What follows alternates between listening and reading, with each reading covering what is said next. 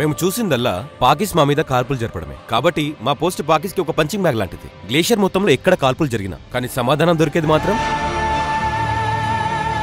ఆ చోటు ఉంది కదా, అక్కడ వాళ్ళు HMDAలో పెట్టుంచారు. దెబ్బలు తింటూ ఉండాలి. మేము వాళ్ళకి పంచింగ్ బ్యాగ్స్ మొత్తం గ్లేషియర్ లో చూస్తే అలాగే ఏదో ఒకటి జరుగుతూ ఉండేది. ఇంకా అలాగే 2-3 రోజుల్లో మాకు అవకాశం వచ్చింది.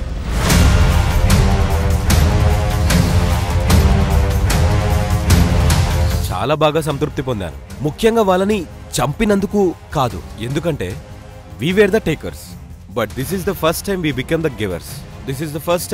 givers. ఆ టైంలో ఆప్ పరాక్రమం కూడా ఉండేది. ఒకసారి ఆ టైంలో ఏం జరుగుతుందంటే, అంటే ఆ మబ్బుల పొర మాయమే. వెంటనే పాకిస్ చూసేవారు. సో వెంటనే వాళ్ళు కాల్పులు మొదలుపెట్టారు. ఇండైరెక్ట్ వెపన్స్, అదే మోటార్ ఫైర్ అంటాం కదా, మోటార్ ఫైర్. ఒక అస్సాం కుర్రాడు గాయపడ్డాడు. అప్పుడు పాకిస్ కాల్పులు జరిపారు. ఇక మేము ప్లాన్ చేంజ్ చేయాల్సి వచ్చింది. అయితే ఆ రాత్రి దురదృష్టవశాత్తు ఒక షెల్, సుబేదర్ మేజర్ సుచ్చా సింగ్ నాకు గుర్తున్నంత వరకు ఆ షెల్ తిన్నగా తనున్న చోటే పడింది. మీకు వినిపిస్తుందా?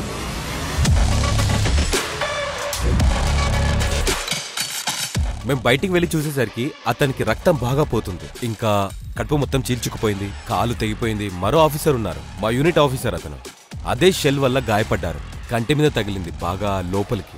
సో డాక్టర్కి ఇంకా ఖాళీ లేదు. అప్పుడు ఇతన్ని కాపాడమని అతనితో చెప్పాడు. అతను బ్రతకొచ్చు.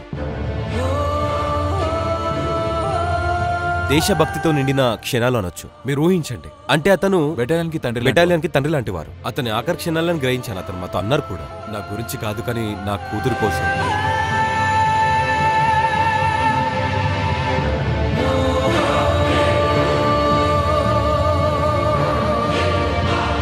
ఇక నా పని అయిపోయింది, అతన్ని కాపాడు.